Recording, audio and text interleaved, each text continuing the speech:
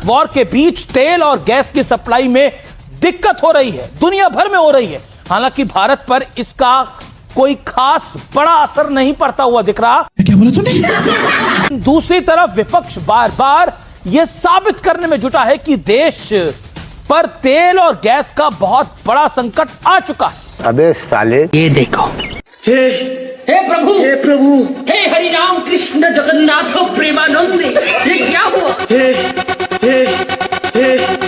कुछ लोग, कुछ देश के राजनेता इस आपदा में अवसर ढूंढ रहे हैं और आज उनको एक्सपोज करना होगा। अब तू गया बेटा। मैं तो आपको सुन रहा था। मैं अगर ये कहूं कि आपके कार्यक्रम में बीजेपी के प्रवक्ता की कोई जरूरत ही नहीं होती है। आपने ओपनिंग में ही भारतीय जनता पार्टी की सरकार को इतना बचाव कर दिया और ये साबित कर दिया देश के सामने कि जो बीजेपी से सवाल कर रहा है वो देशभक्त नहीं है। मैंने बिल्कुल ऐसा नहीं बोला कि जो बीजेपी से सवाल।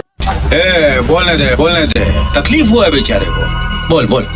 जो अफवाह के बाजार को गर्म कर रहा है वो देशभक्त है कि नहीं है, वो आप बताइए। जो अफवाह के बाजार को गर्म कर रहा है, तेरा तो गेम बजाना पड़ेगा। कि मीडिया की और एक सच्चे पत्रकार की यह जिम्मेदारी है कि सवाल सरकार से हो। आप सरकार से कहलवाइए ना कि कोई कमी नहीं है। हिम्मत कहलवाइए ना कि गोरखपुर में क्यों मारपीट हो रही है, क्यों अयोध्या में होटल बंद हो गए हैं, क्यों प्रसाद नहीं बन रहा है। अब मैं अगर आपसे ये कहूं कि आपकी डिबेट में आने से पहले अभी मुझे एक फोन आया काकोरी लखनऊ से। 2 लोग परेशान, उनकी बेटियों की एक की कल आज शादी है, एक की कल शादी है, सिलेंडर नहीं मिल रहे हैं, कैसे खाना बनेगा।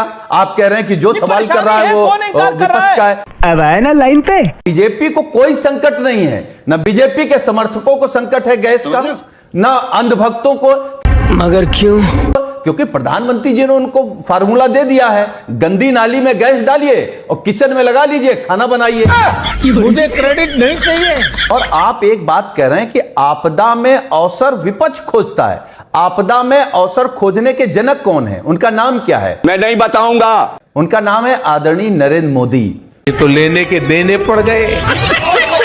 हाथ जोड़ के एक निवेदन करता हूं कि आज के इस कार्यक्रम को ज्यादा से ज्यादा शेयर करें।